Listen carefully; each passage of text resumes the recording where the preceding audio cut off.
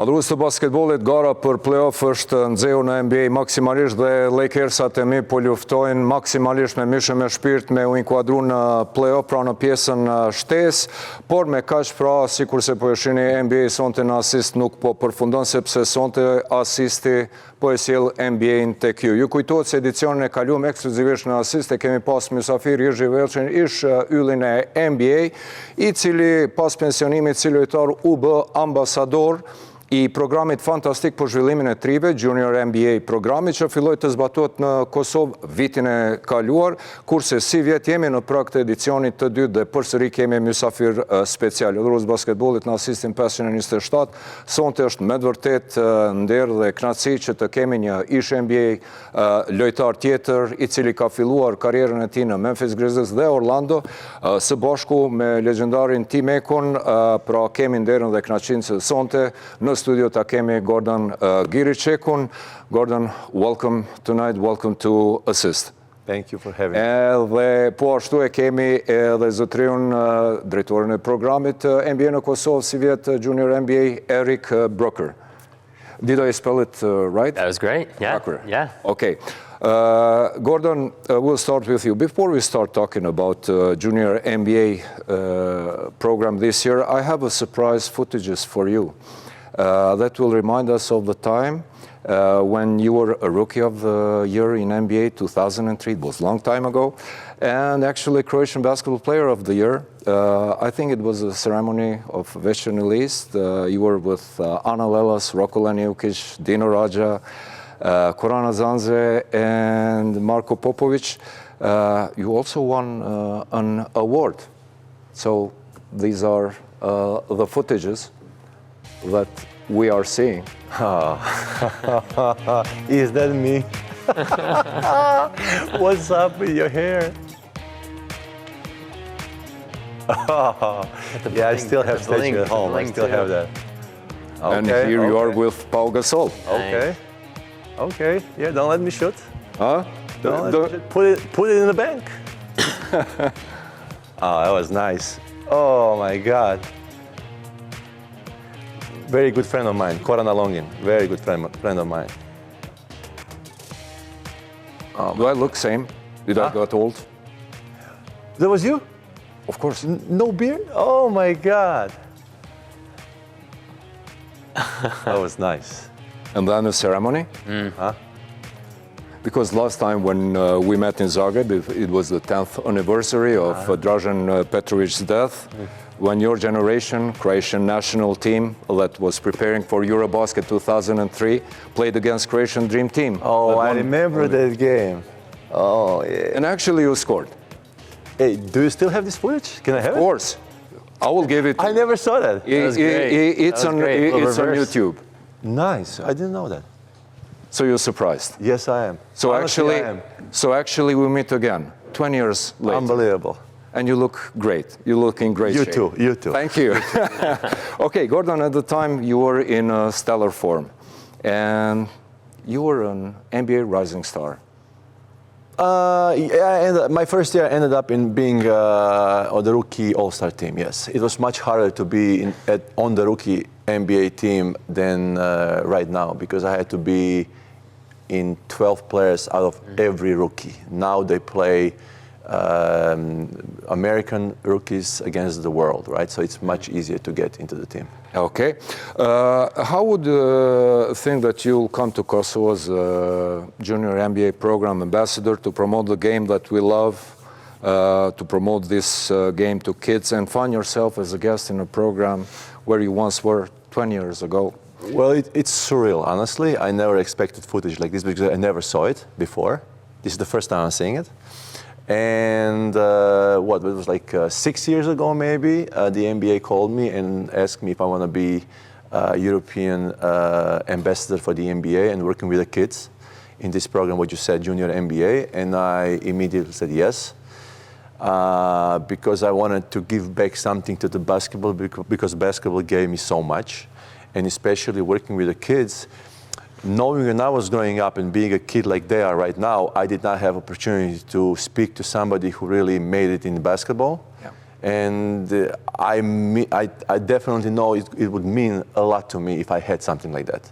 So I can imagine what it means to the kids right now when somebody of us come to their facilities and do clinics with them. I think they're gonna enjoy it. We're gonna have clinic after this show, right? We're gonna go to do practice with the kids. They're gonna have a lot of fun. Yeah. Who was your idol when you were a young basketball player? Honestly, Both in Europe and NBA. Yeah, honestly, if I have to be honest, I did not have idols. Honestly, I did not follow sports. I love to play. I'm pretty competitive, and I love to play sports. I never watch sports. But if I have to mention two names, international and domestic name, it's going to be definitely Dražen Petrović and Michael Jordan, of course. Two of my favorites. They when I was younger, when I was starting, they compared me with Scottie Pippen. Okay. So I was always the long one, Yeah. and my body type was similar to his. So they compared me with him. But for me, it was Michael Jordan and Dražen Petrović. So here we go along. We have the same idols. Oh. Okay, Gordan, you know this region very well. You know the context and how kids love basketball. You started as a young player in Cibona at the age of 16. Played for 8 seasons prior to beginning your international career in CSKA Moscow. Then from CSKA you went to NBA, where you first played for Memphis. Memphis Grizzlies. Then you went to Orlando. Yes. Utah, Philadelphia, and Well, Philadelphia, I don't like to mention. I was part of Philadelphia 76ers, but I was there for the wrong reasons. Yeah. They traded for me just because my contract was expiring, and they would find themselves rebuilding the team. So they collect all the players, most of the players whose contracts were off after the year, and they wanted to sign Elton Brand actually for the max. And basically they got me just because my contract was, was off after the year. But then you to release the salary, to get the bigger salary cap for the next season. But then you ended up to Phoenix. That was an amazing trade for me. I asked for the trade. As soon as they told me why am I in Philadelphia, I asked for the trade. And luckily, the general manager of Philadelphia accepted my request, and they traded me to Phoenix. And I was born again in Phoenix. Unfortunately, the crisis in 2008 came, and they were like, they sold the team. Shaq was going away. I think Barbosa, they traded Barbosa because they wanted to cut expenses. And the contract that I wanted to get in a normal situation, normal circumstances, they would give it to me, but in these circumstances, no. And then so you headed back to Europe. You went to Istanbul, one of my favorite cities, and you played for Fenerbahce, which is my preferred team in Turkey. How did you end up in Fenerbahce? And then you went back to Cibona, but let's talk to Fenerbahce. Yes, my last 2 years of my career were in Fenerbahce. I ended up there because they wanted me, and I wanted to come to Fenerbahce because I knew that Fenerbahce has the biggest fan base. They have like 30 or 40 million fans. One of the most famous teams in not only in basketball, but also in soccer, volleyball, and they have the whole team together, right? So they wanted me, I wanted them, and we made the deal pretty easy. Okay, now the kids today in Kosovo will have a chance to play with you, to get your instructions. Considering your experience, what will you tell them today? Well, I'm going to show them something that was my forte, which is defense and offense, how to read offense when you're getting off the screens, some of the dribbling techniques that I was doing. So basically, I always played in both ways. So I'm going to try to teach them for this small amount of time, because we only have 2 hours with them, right? But I'll try. If they ask me something, I'm going to answer the questions for them, whatever they want to ask me. But what I'm going to show them, I'm going to show them what my forte was. They are very fortunate, and it's going to be very valuable, I hope guess. so, I hope so. Yeah. Okay, Erik, last year it was inaugural year of Junior NBA in Kosovo, a very valuable program for girls and boys in Kosovo. Can you please give us the feedback regarding the last year's cooperation with Kosovo Basketball Federation? Yeah, I mean, it was tremendous from our side, and Arben and the team have been amazing, and it seemed like the kids really enjoyed it, the coaches enjoyed it, the schools enjoyed it, and so we're back for the next year here. And okay, and what is the agenda of Junior NBA this year in Kosovo? what you'll be going to doing these 2 days? Yeah, so we have the clinic this afternoon, and then tomorrow is our Jr.NBA draft. And so we'll have all of the schools that are going to be involved in the Jr.NBA leagues. They're split up. There's 30 NBA teams, so there's going to be 30 schools represented. And we will have a special draft where they get to see which franchise they're going to represent. They get their jerseys. And it's just fun to see, to connect them into that bigger basketball community. They can kind of have that connection to the NBA. It's pretty neat. Yeah. What do you hope, what the kids will learn from you today? Whatever they want to learn. If they ask me something they're interested in, I'm gonna answer them. Hopefully, they're gonna realize that for the successful life in anything they start to do, they have to be disciplined, persistent, responsible, and all these things that sports taught me throughout my career. Okay, which helped me right now in my life as well. Yeah. Yeah, Gordan, after Croatia became independent state in 1991, you were the second generation of Croatian basketball players to play in NBA after the pioneers like Dražen Petrović, Dino Radja, Kukoc, Branković, and Tabak. And then came your generation with Šundov, Bagarić, I think so, Planinić, and Kasun. Kasun. Actually, there are 3 players for the time being that are playing in NBA. Bogdanović, right Dario Šarić, and Ivica Zubac in Clippers. A lot of talents, a lot of European players in NBA, yet Croatian national team is struggling. The last trophy was bronze medal in 1995 when national team head coach was Aca Petrović, which is now again interim head coach.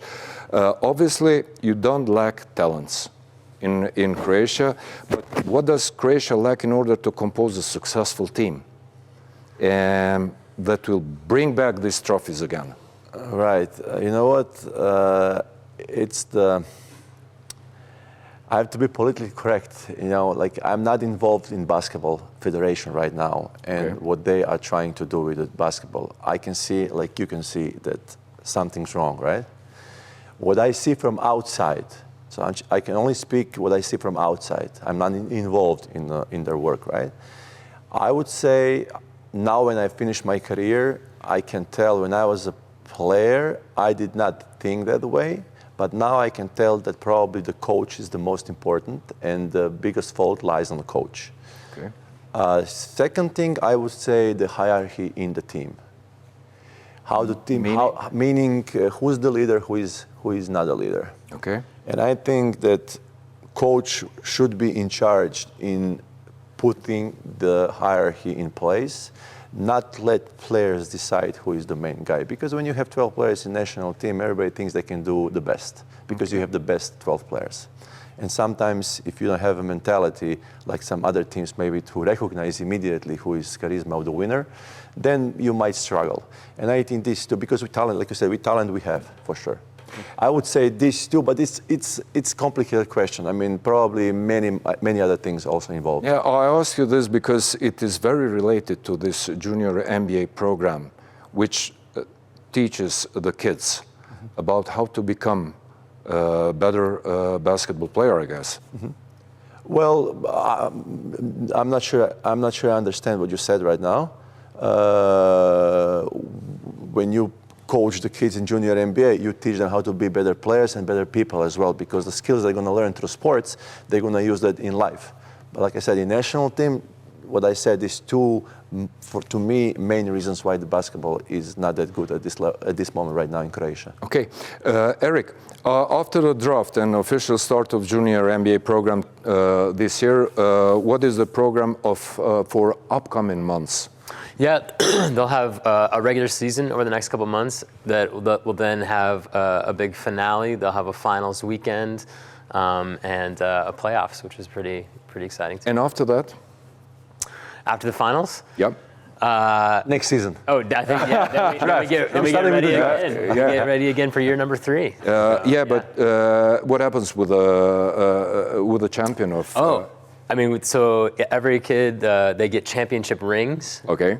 And then they also get medals for the second and third place teams as well. So we try to make it bring that NBA excitement, bring that that connection that they're playing for something. They're playing for the bragging rights, but they're also playing for some hardware too. Yeah, so. what do they learn during this period? Not only during these 2 days, but also during these 3 months. Yeah, and like Gordan was saying, I think part of the junior NBA curriculum is focused on being a teammate, teamwork, how to accept instruction from your coach, how to be a leader on and off the court. But I think the teamwork mentality, the respect, the sportsmanship, how to deal with success, how to deal with adversity. These are all things that when they happen on the court, really do help them develop their character, and that's a big part of what the Junior NBA is all about. Gordan, is there anything else that you would like to add to basketball fans in Kosovo? I'm happy to be here. Happy I'm going to work with the kids, and happy to see your basketball growing. And unfortunately, we won't be able to see today's game. Yeah. But next time when I come, I'll try to see, especially the derby that they're going to be today. Both of you, you're going to be my guest. It's very interesting. Fantastic. It will remind you of old days when Cibona played against Jugoplastika. And Zadar. And Zadar. In Yazine. Okay. In Yazine. They say that Madison Square Garden is the mecca of basketball. Never was for me, never will be. But Yazine. Yazine is the mecca of basketball. In Croatia. I don't know. I would say everywhere, honestly, for me, because it gave me so much experience. Because when I was 16, and we played Croatian Junior Championship, and when you, as a 16-year-old, psychologically weak, and you step on the court in the atmosphere, it's like today's game probably for you guys, where they curse at you, threatening to get on the court and fight with you when you're 16. That's something that you remember all your life, and then you survive that, then you're able to play in any atmosphere. What doesn't break you makes you stronger. Absolutely, absolutely. Okay, next time, both of you, you're going to be our guest. Erik, would you like to add something at the end? Yeah, again, we're just thankful to be here, thankful for the partnership with the Federation, and just hope to just fan the flame of the basketball passion that's already here. We're just excited to be a part of it. Okay, thank you. Thank you guys for being today with us in ASIST, and enjoy your stay in Kosovo. Thanks for having us. Ja. Adhurues të basketbollit ishim së bashku me Gordanin dhe Erikun, dy mysafirët tanë të nderuar, të cilë do të jenë mysafir me programin Junior NBA, Gordani si ambasador i këtij programi dhe Eriku si udhëheqës, së bashku me fëmijët të cilët gjatë këtyre 2 ditëve do të kenë rast unik për të mësuar nga ishNBA YLLI, e më pas gjatë këtyre 3 muajve, nesër e kanë draftin e NBA-t, do të garojnë për titullin e kampionit në Junior NBA program. Kurse në vazhdim, unë propozoj që të shohim se si ka kalu edhe hapja zyrtare dhe drafti i Junior NBA programit.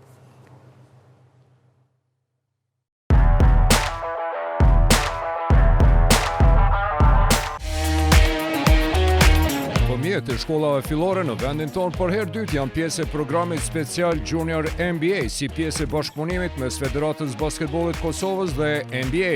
Si vjet mysafir special janë ishYLLI NBA Gordan Giriqeku dhe përgjegjësi për programin Junior NBA në Kosovë si vjet Erik Brucker, për ndryshe menaxheri operacioneve të NBA. Fillimisht dielën në palestrin e sporteve të Shkollës International School of Prishtina, Giriqek dhe Brucker mbajtën stërvitje 2 orëshe me 15 fij, ku ish ruki vitit në NBA 2003. Gordan Giriqeku fëmijëve u tregoi fshehtësitë e lëvizjeve në sulme mbrojtje. Ndërkohë hënën u organizua ceremonia e draft shortit për Junior NBA Kosova 2023, ku ishin prezent mysafirët special, së bashku me përfaqësuesit e 30 shkollave nga barë vendi që do të garojnë në edicionin e 2 të këtij programi. Ekipet e shkollave u ndanë në 6 divizione dhe 2 konferenca, dhe atyre u shpërndan fanelat e skuadrave, emrat e cilave i kanë tërhequr në short, dhe cilat do t'i përfaqësojnë gjatë kampionatit të si vjetme. Në fund, 4 skuadrat më të mira, nga 2 nga secila konferencë do të luajnë në Final Four për të shpallë kampionin edicionit të dytë. Kështu edhe si vjet Jr.NBA erdhi në Kosovë duke sjellë emocione të veçanta dhe dhënë porosin se jo vetëm Kosova e njeh NBA-n, por edhe NBA e njeh dhe interesohet për Kosovën dhe fëmijët e saj, duke shpresuar që një ditë edhe vendi ynë ta ketë një yll i cili do të shndrit në gjësinë e basketbollit botror të quajtur NBA.